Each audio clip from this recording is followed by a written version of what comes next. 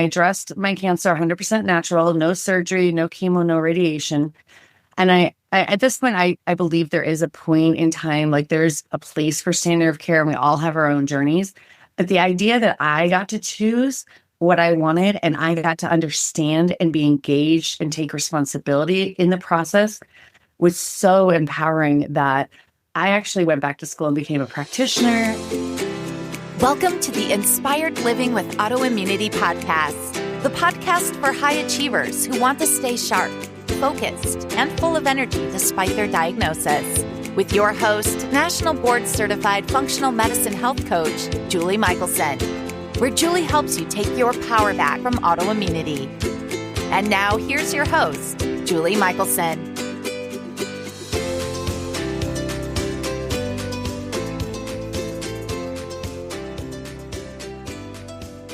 Welcome back to the Inspired Living with Autoimmunity podcast. I'm your host, Julie Houghton, and today we're joined by Katrina Foe.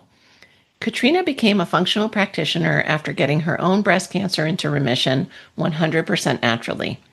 She's board certified in holistic nutrition and has been in the health field since she opened her Pilates studio at the age of 24. She also homeschooled her 7 children while writing her international bestseller, Nutritional Pilates. Katrina currently focuses on helping women with cancer discover why they have cancer so that they can learn how to live without fear. In today's conversation, we are discussing those common drivers of cancer and their connection to autoimmunity, as well as the importance of a truly personalized approach in order to heal and stay healthy. Katrina, welcome to the podcast. Oh, thanks for having me. I am so in love with what you're doing and how you're doing it. And so I really want listeners to hear a bit of your journey. Because as I was saying before we hit record, it's just so important for people to understand this connection to chronic inflammation, but also our bodies are our bodies and we have power. And so I want to, and your journey is really, I mean, that's what you do is you empower people to make their individualized treatment choices. Yes. And so tell us, like, what got you into this functional space? Oh, yeah, absolutely. So let's see, 2015, I was nursing my son. He was about a year old and I had a mastitis. And as it cleared up, I realized that the golf ball sized lump that was in my breast did not go away. And I didn't really think much about it because I was young, I was healthy, I, was nursing, Right. these changes to the breast. And it was, when I found out that it was actually cancer, I was just shocked. I was like, no, that couldn't happen to me. That's not right. It's not possible with all the stuff we're doing because we had already cleaned out like all the stuff you probably talked to your people about in terms of like toxins. We were eating from scratch to like grinding your own grains and things. And we had done GAPS for 2 years. We moved to a different state to raise our own meat animals, like all the stuff. And so I kind of dug in and was like, I'm clearly missing something. I put everything back on the table that I thought I knew. And I actually went down to Mexico. I went to a cancer clinic down there and had a lot of questions because a lot of the stuff they were doing didn't really resonate with what I had learned about nutrition at that point. And after the 3rd day, the director sat me down and was like, my staff says that you've been asking a lot of questions and I think you just need to trust in the process. And I had expected more from alternative medicine. If I was stepping outside the system, I thought they would want to hear me and listen to me and work with me. Yes, exactly. And I explained to him, like, well, you don't have answers to my questions. That doesn't really elicit a lot of trust. And so he said that he thought I should leave. So, wow. Well, that was a blessing, huh? And looking back, it was the best thing that could have happened to me because what they were doing did not resonate with my body. But it felt like, the floor had dropped out at that point because I didn't know what to do. And so I started looking around and a friend connected me and told me about functional medicine. I had never heard of it. I'd never done any testing. I had, you read about stuff, blogs, podcasts, whatever. You start taking a supplement, you make a diet change, and you assume it's doing what it's doing, what, the blog What they says. say. And the idea of actually being able to test those things and see if what I think is happening was revolutionary. And then the idea, taking it further, of like finding out what's going on that I had no clue about, just blew my mind. And I got very excited. And we found a lot of things that I had no symptoms of, none. And it was profound. And so going through that whole process, I addressed my cancer 100% natural, no surgery, no chemo, no radiation. And I at this point, I believe there is a point in time, like there's a place for standard of care, and we all have our own journeys. But the idea that I got to choose what I wanted, and I got to understand and be engaged and take responsibility in the process, was so empowering that I actually went back to school and became a practitioner. And that's what I'm really passionate about at this point. Which is amazing. And the first thing I want to highlight, because I've heard you talk about it, is you said it, but I just want to underscore, you're all about individualized treatment and root cause medicine, right? Yes. Because what people don't understand, so I just want to make sure listeners are clear, we're not saying don't listen to your oncologist. Right. But there is no one size fits all, and people just don't. It's the same as just taking the medications for something like RA and not changing anything else or finding out why, it exhibited to begin with. And so you're helping people off that hamster wheel. And sometimes the blending of like, okay, I always think if we don't figure out why, then it's going to happen again or show up differently. It's going to continue, right? It could be from a cancer diagnosis to an autoimmune diagnosis, or vice versa. Yeah. And that is like the biggest obstacle I find with clients, because whether we're talking about standard of care or, alternative treatments, integrative, however you want to look at it, right? People want a one size fits all magic bullet. And I mean, I'll just put it out there, like, you're never going to find it. There it's isn't not one. Possible, because we know that cancer, much like, every other issue with the body, it's multifactorial. Right. And it's very, very bio-individual. So it's specific to the person. You may have these issues and someone else has different ones, but you may present with the same symptom, right? Which I call a tumor. Right. I mean, a tumor didn't just happen. And I would go further, like the inflammation. A lot of times inflammation, we talk about that a lot. It's a symptom. It's a presentation. And we want to get to that root of why is there inflammation? Why is there a tumor? Because our bodies were designed to anti-inflame when it's supposed to. But that magic bullet, like, we want that. And I can't tell you how many times I have clients coming to me, whatever type of doctor, and they've got this list of supplements. And I say, oh, did they do some testing? Nope. Crickets. And I'm like, okay, you're going to put people on these huge protocols to destroy their sex hormones, which is a big thing in the breast cancer world. That's a whole nother podcast interview, because I just went through this with somebody. It is hormones don't cause cancer, because we all have hormones, and and they're not. I've never yet had a client. I only work with cancer clients that has had an oncologist test their sex hormones. Wow. Like, that blows my mind. Even saying it right now after doing this for a while, like, right. That is crazy. I mean, they're testing, and clients get very confused. They're testing the tumor to see the sex hormone receptors and the HER2 positive, triple negative, all that stuff. That is not the same thing. And they're not testing the endocrine disruptors.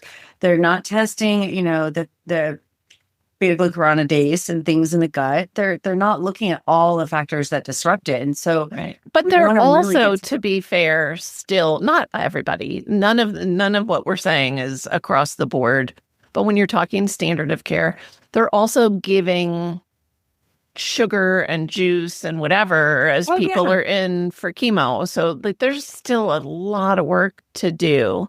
There is. And to be fair to oncologists, I mean, no one can be trained in everything. And they're very good at what they do. They're excellent with diagnostics, and they're, figuring things out in terms of their surgery and their chemos and such. But they are not trained in nutrition. We shouldn't expect them to give nutritional advice. They're not trained in functional medicine. We shouldn't expect that. And that disconnect where people assume the doctors know everything is kind of confusing in and of itself. But the diet piece blows my mind when I hear my clients telling me. I want to touch on that because I listeners know I'm married to a physician. We have a functional medicine clinic, so we see all the things. Right. And I am always giving physicians grace, and nobody can be trained in everything. And that's why you create a collaborative care team, right? Yes. If you have something complicated going on, hopefully with somebody like you or us at the pulling it all together to account for let's fix lifestyle and find the why. Yeah. While we come up with the best treatment plan. But the part that drives me a little bit crazy with the whole sugar cancer thing is they give you glucose for a PET scan to find so it's not a question of does cancer respond to sugar? Like we know that's literally how they find it on the scan. Yep. And then they say, eat whatever you want. It doesn't matter. And I'm like, nothing could be further from the truth. And if they do start to say something, which they'll say something generic like, oh yeah, eat healthy. I'm sorry. I talk to a lot of people and everybody thinks they eat healthy when they come to me. And what their version of healthy and mine are oftentimes very different. Yes. I eat healthy. I eat clean. I'm like, tell me more. What does that really mean? Right. Yeah. And it's just a sign of where they're at, what that actually means for them. But I mean, when we're talking about cancer, and autoimmune too, like we're trying to do therapeutic work. We're not trying to be healthy. We're trying to take you from a unhealthy place and bring you back. And that's a big difference. Like you can't just generically kind of eat well and think you're going to cure cancer. It doesn't work like that. And so the shifts that need to be made, yes, I have a place to start with my clients. We do a very clean ketogenic diet. We get them into it very gracefully and such. And then we work up to therapeutic levels, but it's very personalized. It's not a one size fits all, because what I find often is people are testing themselves. They're looking at their ketones.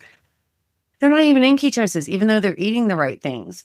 And so there's other factors like, oh, hey, I just had a blow up argument with my daughter and my cortisol went up and hey, that raised my blood sugar and now I'm out of ketosis, but I didn't eat anything wrong, but we want to look at the whole person and give people ways of really checking in and dialing it in for them specifically.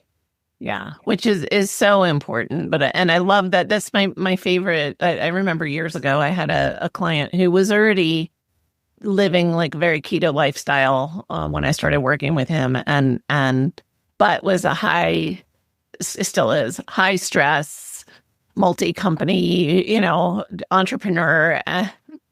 It was so eye-opening. It's one of my favorite things when people wear a CGM or whether you're checking ketones and glucose, however you're tracking because you can hear it. You can hear people say it all the time, but to see your blood sugar jump up with stress is because I think sometimes people get like deaf to, I know, stress management is important, right? Like, but getting to see the value, like just the proof, that feedback sometimes is really amazing. And it is. And I feel like people need that objective data, because if it's just me telling them, I feel like it sets up for like a defensiveness, because I mean, this was me. When I had cancer, I was super defensive about the sugar stuff. I had done GAPS for the 2 years prior.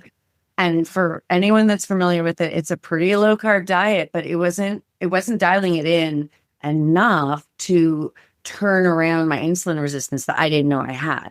And so I was perfectly able to maintain insulin resistance with butternut squash and honey and fruit and these things that are good foods, but not for me at that stage. And this is where seeing the numbers, you can be like, oh, there is an issue, because the numbers don't lie. And it's not like you're a bad person if you have issues going on. What I discovered for me is that genetically, like insulin regulation, not my strong point. And so I know what I need to do now, and I know what numbers to watch, because it feels kind of good to have lots of extra sugar running around in your blood. It doesn't feel temporarily bad. Glycemia. Yeah. But I mean, when it's just kind of when like it always below constant. high. Yeah. No, it's so true. So I want to, sometimes I jump in because I get so excited. I know your story is the perfect example of somebody who was already doing the things, right? So it's not that, first of all, we don't play the blame game. And just when I tell people, like take some autonomy and responsibility for creating the change, finding the partner, doing the things, it doesn't mean like, oh, it was your fault to begin with. But also it's so, like, if I did a toxin panel right now, I know, because like I'm a collector. So it's been over a decade that I've been eating organic ever since it was a thing. I've been avoiding plastic for over a decade. I still have high glyphosate. I still have high BPA. My mercury's down. My mycotoxins are down. My lead is, it's all improving. But you would be shocked at what I've been doing over the past decade. So it is so important for people to understand that even those of us that have made the choices beyond what the average population has made still need to figure out what those drivers are to prevent. I say all the time, because people will say, well, do you say you don't have RA anymore? Do you say you're in remission? Do you say you never probably had it? Well, and I'm like, well, I don't say any things. But what I will say is, if I went back to the lifestyle I was living, which was from the outside looking in a clean, healthy lifestyle, I would be symptomatic again and diagnosable with RA. Like, I have no question, because I know what I need to do to stay out of that that chronic inflammation. And that's why, because I've had a few people say, well, why do you talk about cancer on the book? Well, it's just a different, like you said, a different symptom, right? The tumor, the joint sweat, like whatever, it's all, we're looking at the same drivers. Yeah. And autoimmune is a huge driver of cancer. The immune system. Cancer is technically an autoimmune. I mean, like, you can't separate. I love the way you put that. Yes. Yeah. I mean, it's just a matter of the immune system's not doing what it should. Yeah. And we can see this in a lot of other things that are driving it. But when there's autoimmune, like for me working with cancer clients, if I see someone come in and they've got, crazy thyroid antibodies, just as an example. And they probably never knew, right? Until you did testing with them. Exactly. And they're, we've got to calm things down in order to allow the body to deal with that tumor. So it's like having a war on every front. You've got to like calm some things, shut some things down so that you can deal with the issue in the battle at hand. And I don't like maybe the war analogy, but I think when there's lots of things going on, you gotta. It's such a good one though to like visualize. I use like, troops with it, like tired troops, confused, they're not very accurate anymore, or like all the things. It's just it's not a great analogy, and I'm sure in your work you do the same kind of, because we do tend to, when we're fighting something chronic or something scary or both, you know, people I hear all the time, and I went through it, like, oh, my body is like, my body is my enemy kind of thing. Like it's working against me. Yeah. And no, we need to integrate back in. And like, no, it's just been trying to tell you something for a long time that you didn't hear or didn't understand. Yes, yes. And so for me, that was 1,000% the case. I just didn't know the tools to even start. I knew there was issues.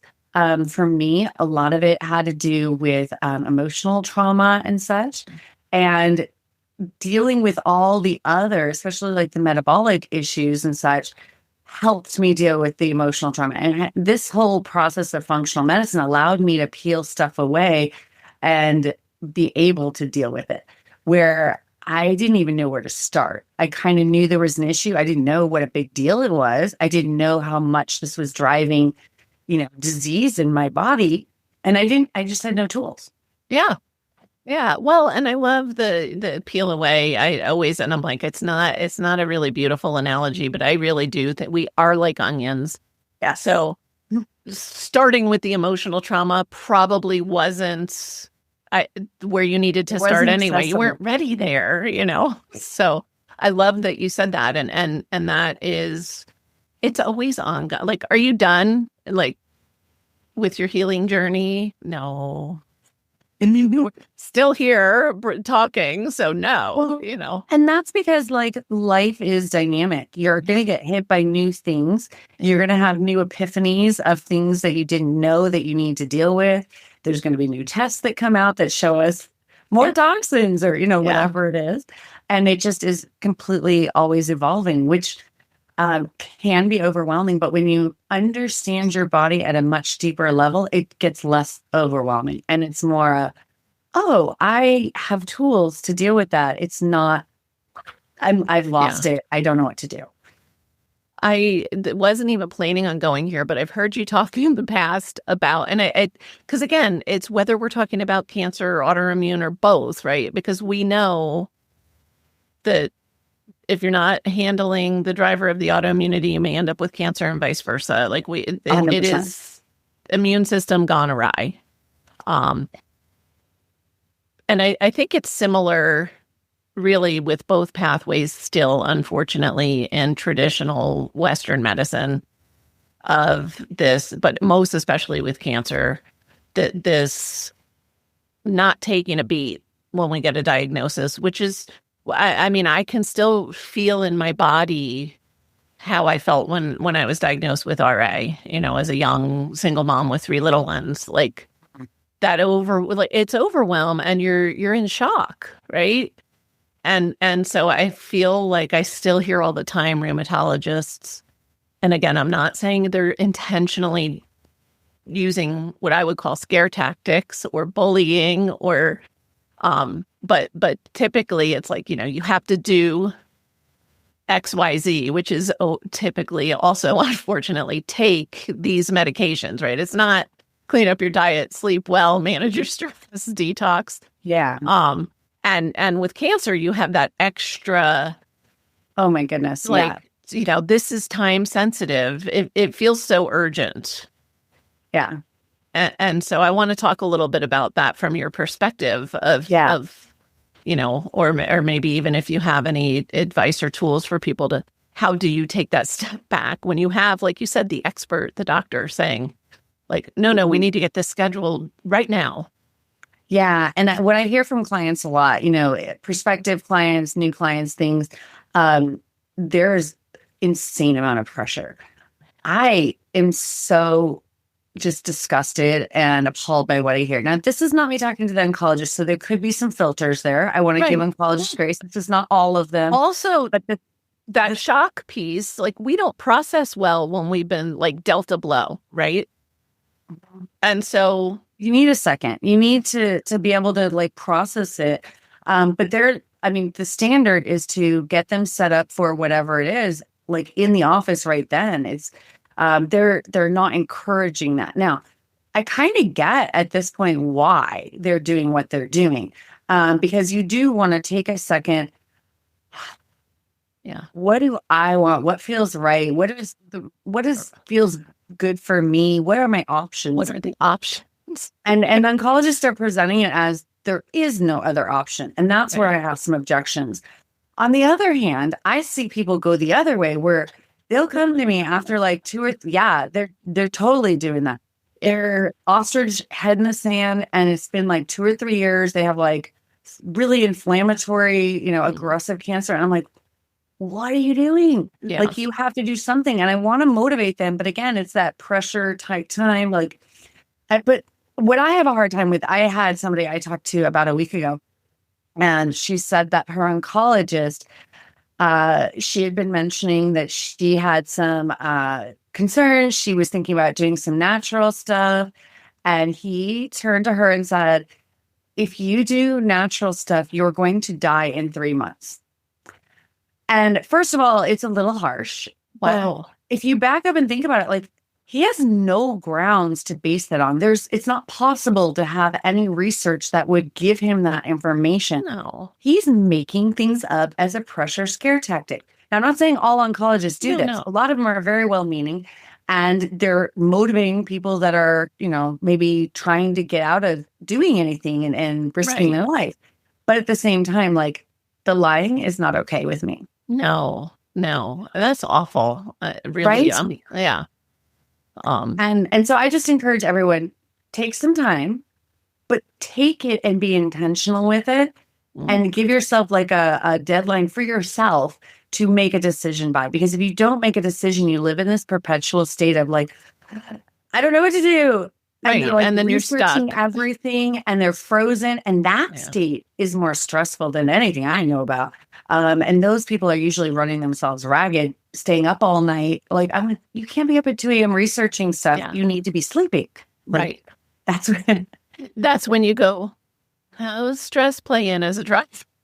With that personality, right? Exactly. I want to talk about some of not some of them, they're all overlapping, but the drivers of cancer, the things that people at least can step back, even just kind of take stock for themselves as like, if they're considering these things as potential inputs, of like, oh yeah. I mean, most people are pretty clear on, even if they tell you eat healthy, they know what they're eating, or, you know what I mean? Yeah. Like, so what are some of the lifestyle things? What are I call it rocks I look under?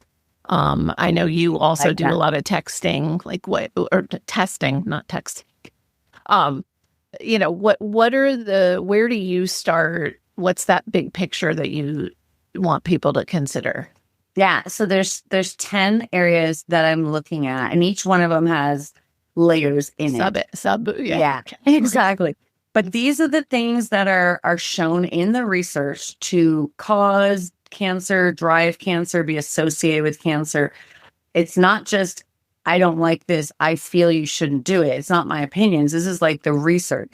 And most of these, with the exception of the emotional trauma that I alluded to before, have very concrete data that we will run tests on to see if these are issues. So I mentioned the emotional trauma. Usually a year prior, there's something that's really broken the cancer client's heart, and maybe they haven't processed it properly. When I say this, usually people are like, I know what that is. Yep. Sometimes it takes a little digging. Like in my case, I kind of knew there was something, but I didn't know how bad it was. Right. That's one. Cancer is a metabolic disease. The metabolic balance is a big one. So blood sugar regulation. And this is one that people fight on a lot. And especially because in cancer circles, there's a lot of juicing and vegan diets and such that is not helpful with the blood sugar regulation. And they're like, but test it. Let's just see, where are you at? Because like you said, the PET scans are based around this idea that cancer gobbles up sugar.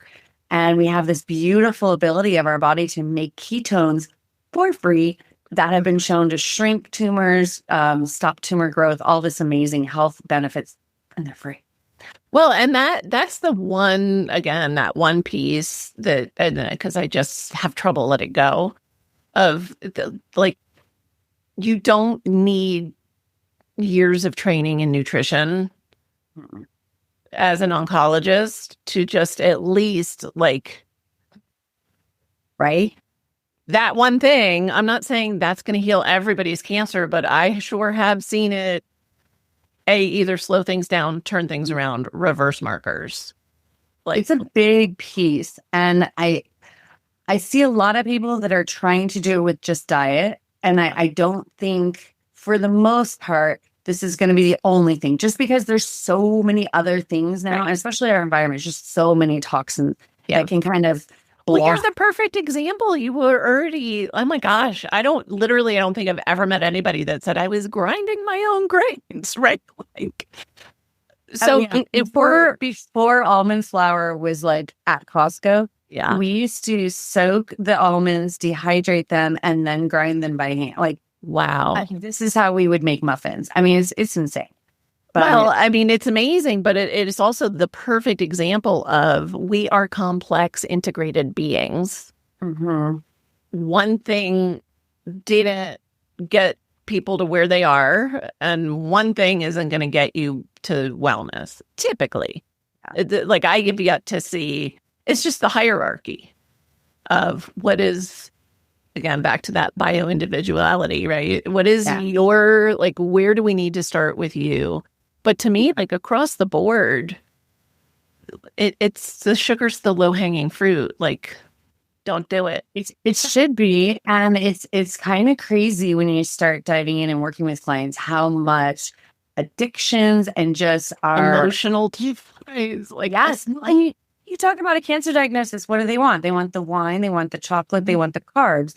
And it's hard to really, a lot of them are motivated, but it's hard to deal with that. But there's so much of our society is based around carbs and sugar and holidays and celebrations. And to get out of that feels a lot of times when you have a cancer diagnosis, like you're going to have no social life, no contact with the outside world, which especially for an extrovert can be just like, I'm already dead. Like, right. So there's a lot of other nuances to some of these areas that seem very straightforward. Count your carbs. It's not that simple. No. Yeah, absolutely. Well, and again, even back to the example of the stress driving cortisol driving blood sugar, right? Like, it's not again, it's back to there's no quick fix. There's no magic pill or magic diet or but I do feel like it is a disservice across the board for anybody receiving a cancer diagnosis not to at least be informed and find somebody to support you to do this thing. And no, it's not a magic thing, but it's necessary. Well, and a lot of them are getting some kind of support. I'm seeing now they'll have like, oh, go see the RD, blah, blah, blah. And they're just telling them to eat the food pyramid, which isn't going to do anything. I was going to say, I had a diabetic client once she said, I had to meet with a diabetes coach, which I didn't even know back then that was a thing, right? I guess for insurance, when she was diagnosed, she had to meet with a diabetes coach because when I found out that she was having oatmeal for breakfast every morning, and I'm like, and you actually had a conversation with somebody called a diabetes coach who told you to eat oatmeal for breakfast? But that's actually what most cancer clients, like if they're doing any kind of Gearson stuff, that's what they're saying they should have is oatmeal. And they're saying it for the beta glucans and such. And I'm like, that is by far such a piddly amount of beta glucans you're going to get. And it's not therapeutic. It's not the best form. Like, and the sugar bomb and is it not complicates. Worth it. Right. Mm-hmm. So I got excited again. I interrupted you. No, you're fine. The emotional trauma, the metabolic balance. Yeah.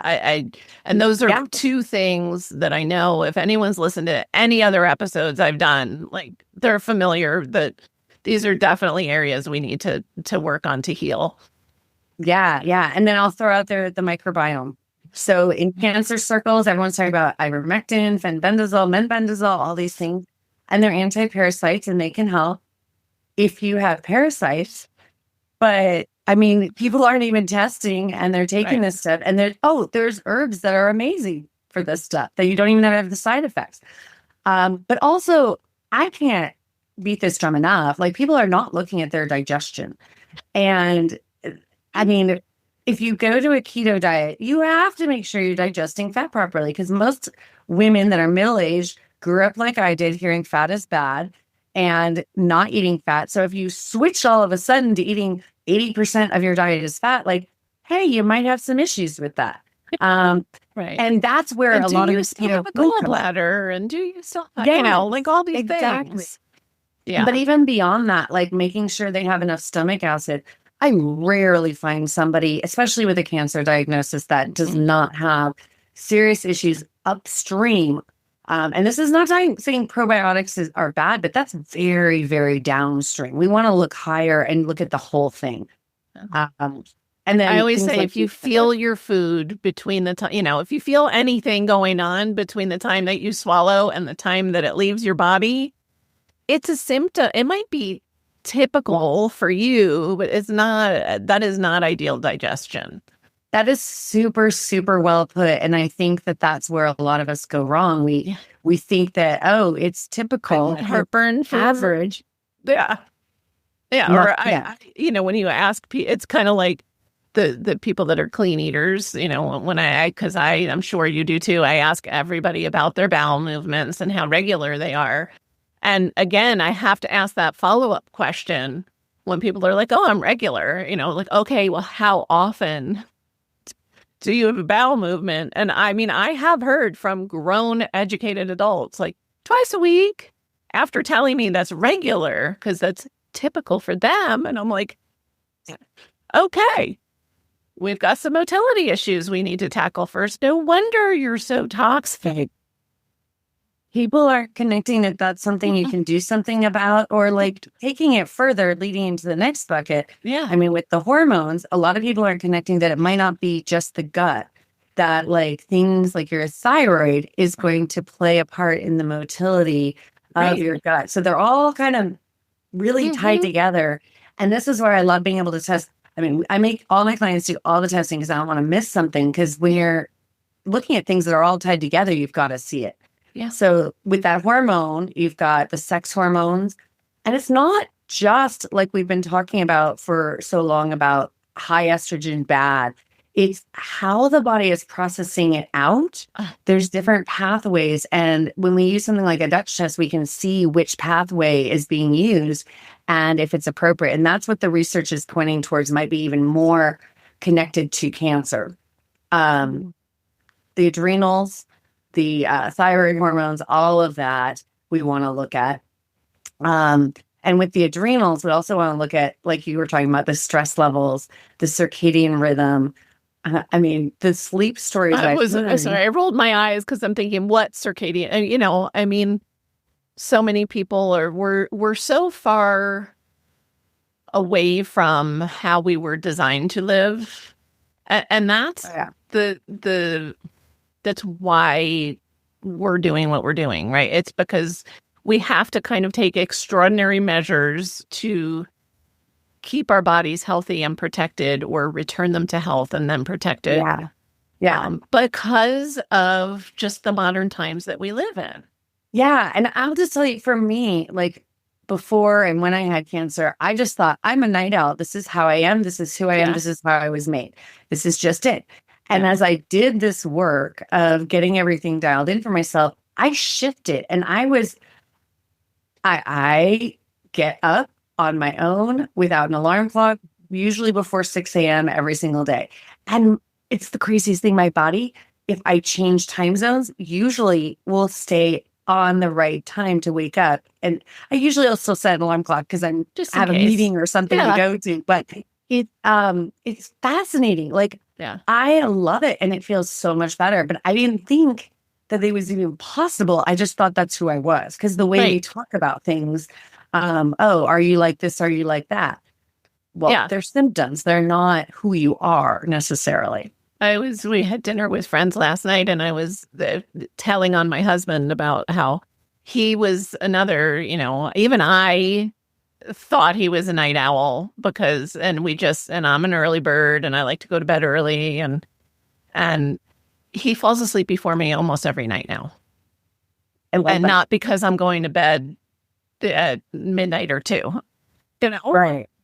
And it was just, it's like, wow. I thought it was going to take time and we'd maybe meet in the middle. And it was like, no, like given the opportunity, his body was, but it's not like he was fighting sleep for all those years. Like you said, like it felt like, okay, this is what works for me. Right. And so that's like the people that, and yes, I know genetically there are some people that are super sleepers. It's way fewer than the amount of people who think they're super sleepers and they just only need 4 hours of sleep. Like, I've yet to meet one in person. I know they exist, but they're like unicorns. They're really rare. Yeah. I love my Aura ring. Looking at all that stuff because I feel like I'm a really good sleeper, but I don't look at it in terms of the time. I still need my 8 hours, but like my REM levels and things and my bounce back, all of that I can see reflected in this. And what did I do that, it just helps us make adjustments. Exactly. Yeah, I love that. Now, another one of the big ones, and I'd say this is probably the biggest bucket, is the toxins. And most of my clients, when they come to me, they've already done a lot of work in this area. It's what did they not get? Or kind of like what you were talking about, where is it coming from that we can, try to problem solve, test the water, look at, a lot of people have the high glyphosate and they're not eating glyphosate. Which is a big thing, where are the farms around you, where is it coming? Do you live on a golf course? It's insane. And some of this stuff we don't have 100% under our control. And this is where I talk a lot about good, better, best. I want my clients to know what perfection is and go that direction, but give themselves the grace to know they're never going to attain it in this lifetime. And that's okay. We're going to find what is the next best option because they understand what the problem is. For me, this was toxic levels of mold. We had moved into a house 8 months prior and had massive amounts of black mold and ripped it out ourselves, didn't know what was going, like, I didn't even know that mold was a toxin and I had no idea any of this stuff, but it was a really big deal. And then you look at my genetics, that's another one of the buckets. Yeah. And this is not, I can't scream this enough. This is not the oncological genetics that I'm looking at. I'm looking at the low penetrance ones that you can do something about with epigenetics. So those lifestyle and diet choices, which I know Julie, but no, I'm so glad you said that. Yeah. So like I have terrible detox genes. Like me too. I have hiccups there that are, it's not my strong point. So what does that mean? It means that I still do coffee enemas on a regular basis because I know it just helps me to do better with my detox, make glutathione, all this stuff. Other people may not need to do that once they get out of the toxins. And this is where we can really personalize it for the person. Yeah. And that's I had a few different clients who were like, well, when are they going to be like zero? When am I going to be clean? And I'm like, well, you're not like, no. Because again, it's good to know what's perfect, but it's not attainable, right? It's just like, you said life is dynamic, right? So we're always being slammed and exposed and all the things. And so I love that, that the whole good, better, best is I used to get frustrated when I was still in my perfectionist for, healing, holding everything so tightly.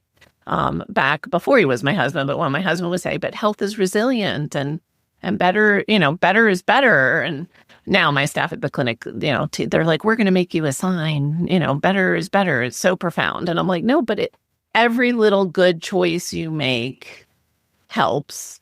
Mm-hmm. And it's not, I always tell people, like, you want to learn, like, your body, what do you need to stay healthy and well? And protect that. But even that always has a range. Like when I travel, like my home, I'm guessing you're very similar. My home is my haven. Yep. We're as close to perfect without being stressed about it at home. It's just our normal, right? But I want to take the hits when I travel but we're always going to have those exposures. Yeah. Yeah, 100%. And that's where you got to pick your battles because you're not going to get everything lined up And if you do, at what cost? I mean, Right. stress wise, you know, so it's like, and okay, then I have my toxic burden is low, but my stress is through the roof and I don't sleep. and where did joy go in the middle of that? You know, it's Yeah. you know, I joke with my clients, but it's very real. Like the food is a good example. Like, yes, we want to dial in the food and get in ketosis, but we also want to like Live. enjoy the food. Yeah. And, you know, there's ways to do both, but it has to be intentional. And that intentionality is where I think we can find the happy place. Oh, I love that. So aligned. Yeah. Oh, yeah, I know, right? Yeah. So the ones that I have left, we look at markers for angiogenesis and metastasis with cancer. So with the angiogenesis, that's a production of new blood vessels. And people hear that there's blood vessels being formed, but they don't realize the tumor is signaling the body and like hijacking your body to make it blood vessels so it gets more blood sugar so it can grow faster. And we can see markers with the copper and different things of this happening, and we can address it naturally, which is lovely. Immune modulation, there's a whole bucket for that. So we're looking at autoimmune. And you can see that, I mean, that's a small component, although it's not small. We're looking at, vitamin D levels. Almost everyone I talk to has, taken a vitamin D test. And that might be one thing the oncologists do run. And they'll take some vitamin D, but they don't retest to see if it hit the mark. And yeah, it's funny, but I mean, for it's me, not. I mean, it took me years to get my vitamin D where it needed to be. And so you can't just assume because you're supplementing or because, you're outside all the time or all of those things. I think we've made a little vitamin D progress since 2020 because at least primary care physicians aren't afraid of vitamin D anymore. But I still have people ask, well, how much should I take? And I'm like, let me see your labs. This is a moving target. And it's fat soluble. No, you need to know. But I am imagining you see very similar to me. Whereas if somebody wasn't supplementing already, they're coming in with vitamin D. I get a physical pain reaction when I see, vitamin D is 14 or 22. And I'm like, oh, yeah, I know how I felt when mine was that low. Right. And it's tricky because, and this is again, where the genetics ties in with it. Cause we will look at this and for me, I have a lot of hiccups in my genetics where fat soluble vitamin production is concerned. So for me, I'd been taking vitamin D forever. I hadn't ever tested it and I did nothing. It took me 5 brands at very high doses to get it to move at all. No. And then it popped up to toxic and I was like 125 and I'm like, but that's where although they've moved that mark now, 125 is not scary anymore, but it was. Good. But then it goes back to what you're talking about, dialing in. Okay, so what do I take from here? Because I'm not going to take the same amount. And now it's summer. I'm going to adjust this dosage. It's dynamic. Yes. And for me, one of the big things, and this ties into the metabolic thing, is a lot of things with cancer. They're saying carrot juice. There's vitamin A in it. It's so good for you. It's like condensed vitamins and nutrients. I'm like, there's no vitamin A in carrots. And people are like, what are you talking about? I'm like, no, there's beta carotene, which is the precursor. And 30% of the population are like me. Yeah. And can't make that conversion. So I could have drinking carrot juice and exploded my blood sugar, lost the fiber for my microbiome, and it would have done nothing for me. It's so I'm I shouldn't be, but I'm in shock because I can't believe they're still that's still a thing. Yeah. I lost a friend years and years and years. I mean, over a decade, way over a decade ago, actually.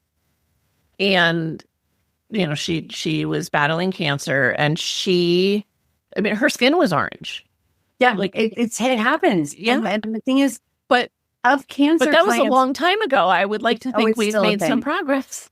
No, and that's what when people think of cancer treatment alternative, they think of juicing first off. No. Fasting, juicing, IV vitamin C, and all of these things I don't know. I wouldn't agree with the juicing, but the IV vitamin C can be good, but it's a double-edged sword. And there's certain metabolic states that people can get in that it can actually drive cancer because it's so oxidative.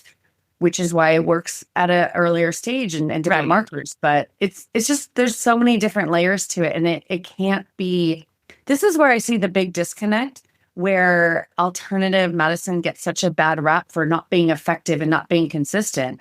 I mean, granted, we are moving like 30 different levers at one time, but when we're not doing the testing, we can't see what's going on and where these inconsistencies are. And you get people that are doing treatments and protocols that are completely inappropriate and not effective and not strategic. And then they're like, oh yeah, see, it doesn't work. Don't you think, like, to me, when I think of alarm bells, right? Like I think of somebody, God forbid, saying, an oncologist saying, like, if you don't do this, or you need to do this immediately. We got to get this scheduled before you, using the intentional or not, the scare tactics, that bullying, to me is an alarm bell, not the right oncologist for me. Right.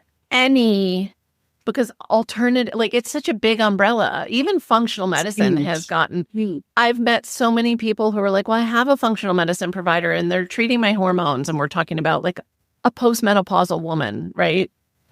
And I'm like, well, tell me more about your functional medicine provider. Oh, it's a chiropractor. And I'm like, well, then they're not they're not all this, functional medicine is a framework, and within that, right? And so an integrative or alternative or even functional medicine, any center, provider, fill in the blank, that has a protocol that they use for everybody, that should you should run. Absolutely. 100%. And I think it's really confusing. Julie, you've probably seen this too, where like, as a client coming in to understand what the difference is with a functional medicine practitioner, it's very confusing because you have to have a base training in something like chiropractic, an MD, a nurse, a nutritionist, whatever. And then you layer that onto it. And so they're not just functional medicine. They have some bias they've already been trained in. Yeah. And then to layer it on even more confusing, like people will call themselves a functional medicine practitioner. And, they've gone to a weekend workshop that's sponsored by a supplement or testing company. Right. That's not the same as people going through 2 years of functional medicine training. Right. But it's called the same thing and there's no way. But even, I think there are, unfortunately, places where people are doing extensive testing. It might not be necessarily appropriately targeted like what you're doing, but still can have people spend all this money. There's lots of functional medicine tests out there, right? A ton. But again, if they have a one-size-fits-all protocol, then they're not actually treating you anyway, even if they're spending all your money on labs. Because not, Yeah, exactly.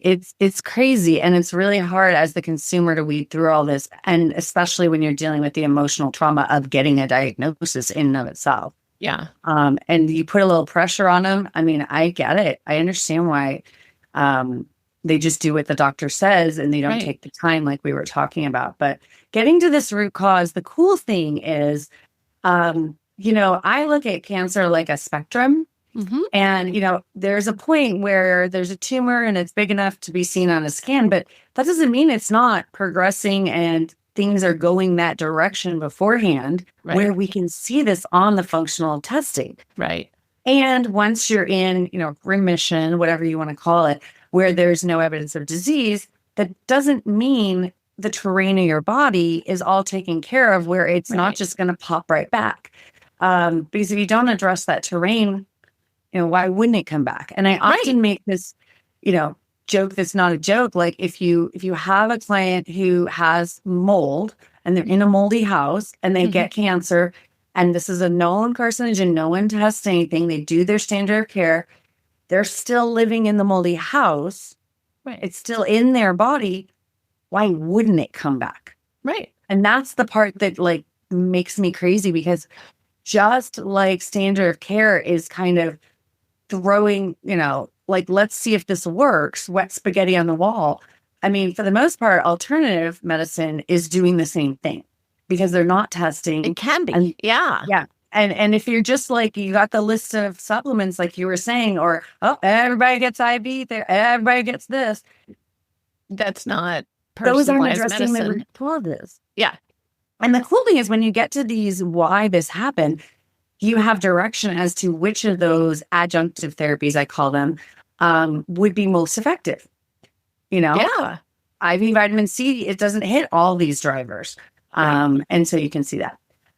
Just to make sure, so no one that's listening to this feels like they're going crazy. The one that we didn't mention was the inflammation and oxidative stress. Yeah. And I know you talk about this a lot. So the inflammation, you want to get to the root cause, which is in some of the other buckets a lot of time.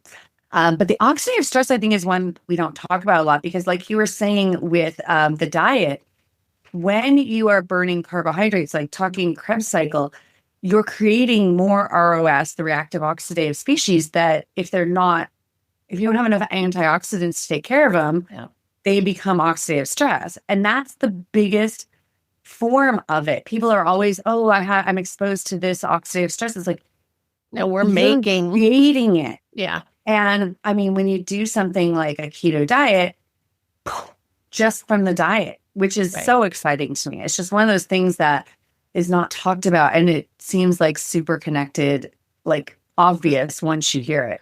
Right. You just can't go back. Right. But I do love that. It's not always these external inputs, if you will. Like our bodies do stuff. They create, that it is part of which goes back to pathways and understanding the genetics and not in I have this gene, so I'm doomed. Not, So, what do I need to do to support my body to do its job better? Yeah. And our bodies are working with us. I think a lot of times with cancer and probably with autoimmune as well, like people feel like their body has turned on them and it's against them. And I feel like when you really get a perspective of what's going on, it's your body helping you. And it's giving you that wake up call. It's giving you information with symptoms and, we can see on the testing and such. And it doesn't have to be this super scary thing. It can be a place of empowerment. I mean, I'll just give you an example. So for me, I'm to the place where I should be getting some perimenopause directional symptoms, things, and I haven't seen any yet. Okay. She's ready. Yeah. I'm like expecting it. I'm 49. It should be coming, right? I had some breast tenderness, 6 months ago. And I'm like, oh, is this the estrogen dominance that was a big part of my cancer? Mm-hmm. Or is this the baton being passed from my ovaries to my adrenals of who makes the estrogen? And it's just kind of glitchy. So I understood that from knowing my body. And then I knew what tests to run. I looked at my Dutch. My hormones looked spectacular, which I was really excited to see because there's issues in my family with that. And so I didn't have to wait till it got to where not just one thing was off and I was estrogen dominant. And then there's like 7 or 8 more to where tumor forms and wait for it to then get big enough to show up on a scan. I can see all this way earlier when there's not even a thing. And to me, that makes me feel empowered. And I get excited of like, I don't have to worry. I don't have to be scared. I get people asking me all the time, like, when was your last scan? And I'm like, does it matter? Like, I'm looking at all this other stuff that's way better information. Right. Yeah. And that's we could do a whole nother episode. My last scan was within the year and I'm totally fine. It's awesome. It's funny because people get confused about that because of what they've been programmed to think is the way to look at it. And it's just a different paradigm, a different way of looking. Again, instead of reactive medicine, right? Which is the same, for me in our world was so common to simplify it is, people think like they had a thyroid test because they've been following TSH, right? And they're not treating it until they're waiting for the problem, like you're waiting for the tumor, right? And so it's very similar. It's all about like, what are we setting you up for? And like you said, now you know your body, you're in harmony with your body, you're working together with your body. And so when your body's giving you some information, you're like, oh, let's find out what that means. And it doesn't have to be scary. It Exactly. could be, but it doesn't. You're empowered to be like, nope, let's find out what's going on here and prevent the problem. Exactly. Exactly. The subclinical. I love it. It's we could do a whole nother thing just on estrogen dominant. Who? Oh, it's so controversial, so interesting with all the estrogen stuff. And so like for me, this is interesting. My genetics, I have a very fast COMT. So I blow through my sex hormones and my neurotransmitters very fast, which is really interesting. And that actually helped me with my cancer journey because I was estrogen dominant, but I was blowing through it. And it's most cancer clients are slow. So they backlog. Right. And so knowing this, I know that like I don't have it right now. I usually would hold it up, but I usually have a very large matcha every day because that slows my COMT down. Gotcha. But like with my clients that have a slow COMT, that would make it worse. Right. And this is where food as medicine, like it has to be bio-individual of what's going to help you with your not the answer. Exactly. Yeah. And matcha is not the answer for everybody. No. Even though it's yummy.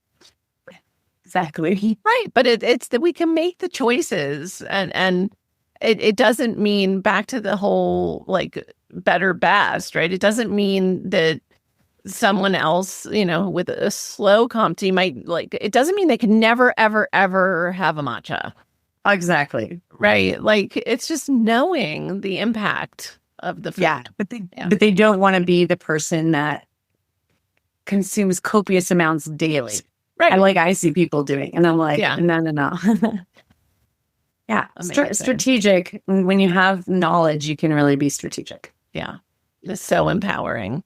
Well, you gave us so much amazing information. And again, for listeners, this all applies to not only cancer, autoimmune, any chronic condition is coming from chronic inflammation.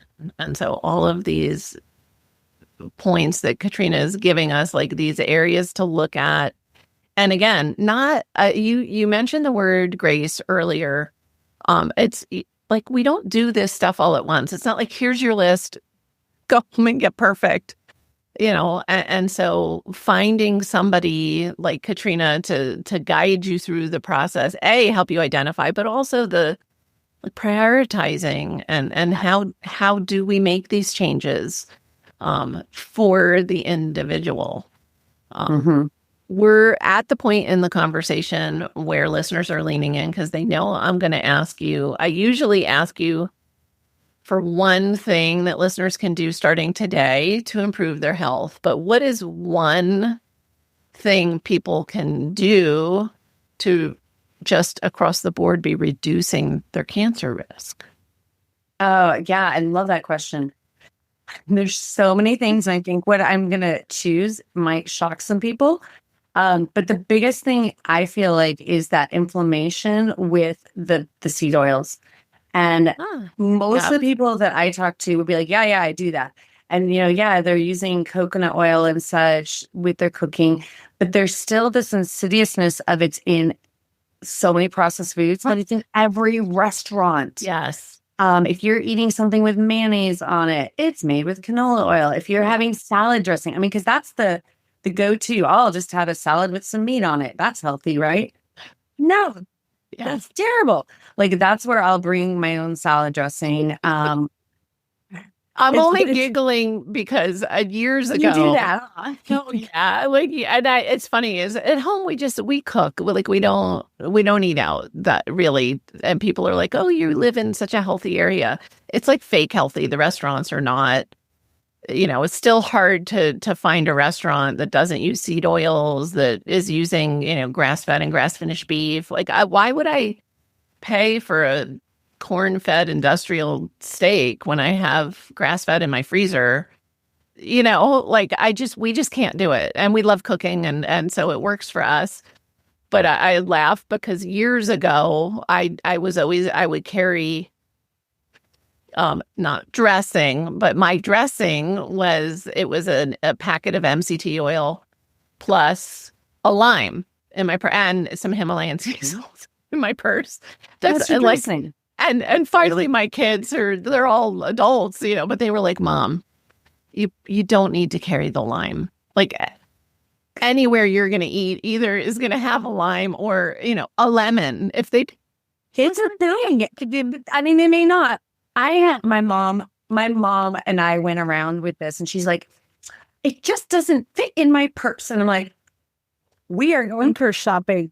And so we're there in the store, and the racks of purses, we're looking at things, and she's like, "Katrina." And she called it out loud because I'm kind of across the thing. She's like, "Look, I think this would be a great salad dressing purse."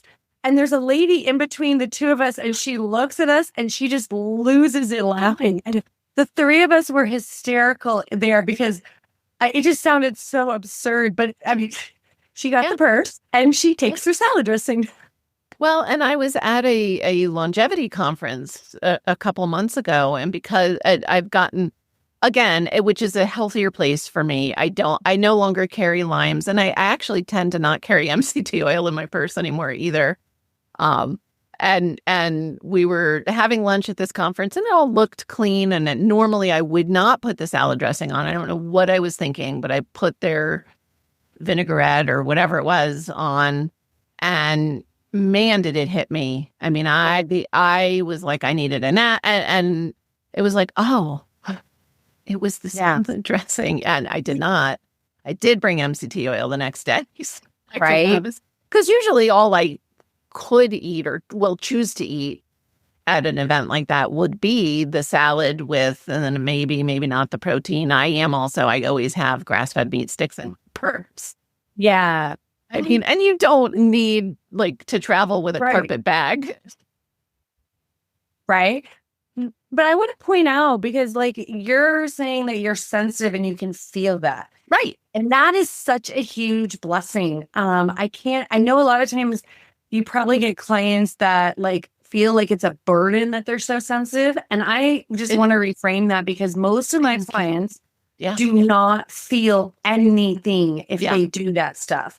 And it's so hard to work with when they are very sensitive, but they don't feel the sensitive. Right. No, it is. So it can be a pain in the neck to be the canary, right? But it really is a gift. I mean, you are the one who keeps everybody, safe. And again, I knew what I did have in my purse were binders. So I immediately went to my binders, because those are always, they fit in any bag. And those so are always in mine too. Knowing what to do for yourself. And do you find with clients that once they get that inflammation down, they become more sensitive? Like in the beginning, they're like, gluten doesn't, but nothing bothers me. Yeah. A lot of the process that I'm working through with them, like I was talking about with the blood sugar, is to help them learn to listen to those whispers their body gives them, because it's not that they don't have any. They've been kind of suppressed for so long. They've been taught, oh, that's fine, that's normal, whatever. And they can hear it if they want to take the time and tease it out. But it's not as obnoxious and obvious sometimes as I definitely get smacked. I mean, without a doubt. It's subtle, like the breast tenderness I was talking about. But your body, and you knew that was a change. And I just want to mention. I could have written that off as perimenopause, no big thing, and it could have been estrogen dominance, and it could have led to this. And that's where we changed the trajectory by understanding. And I love we speak the same language that you said. Listen to the whispers, because if you don't, they're going to get louder and louder and louder, and until you get something like cancer. Something like cancer. So let's not do that. So amazing. I appreciate you giving us extra time today. You are just a gem. Where for people that are like me that listen to podcasts on the go, where can people find more Katrina? Yes. Cancerfreedom.com is my website. You can find out more about the testing and such. And I'll give you the link that your people can get my ebook that goes over these 10 areas more in depth and some of the testing and such for each one specifically. But I'm on Instagram. It's just my name at Katrina Foe. And the YouTube will be up soon. So you guys can check that out. Cancer Freedom. Amazing. And you work with people nationwide? Yes. In the US. Yeah. Mm-hmm.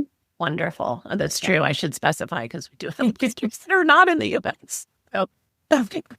Amazing. Katrina, I so appreciate you sharing your journey, your wisdom, your guidance with us today. And just keep doing what you're doing, because this is how we create that wave of change. Yeah. Oh, thank you so much. I love what you're doing. And I love that this is so synergistic because they're so tied together. Thank you really for are. having this important conversation. My true pleasure and blessing. And for everyone listening, remember you can get those links and those show notes and transcripts by visiting inspiredliving.show. I hope you had a great time and enjoyed this episode as much as I did. Go back and listen again and take some notes. I'll see you next week. Thank you for listening to Julie Michelson's Inspired Living with Autoimmunity. Did you enjoy this episode? Please like, share, and subscribe wherever you listen to podcasts. If you'd like to get a transcript of this and every other episode, just head on over to inspiredliving.show or click on the link in this episode's description. There, you can also find everything we discussed in this episode, including links and information about our guest. You can even send in your questions to be answered by Julie in a future episode. That's inspiredliving.show. Until next time, this is Julie Michelson's Inspired Living with Autoimmunity podcast, helping you take your power back.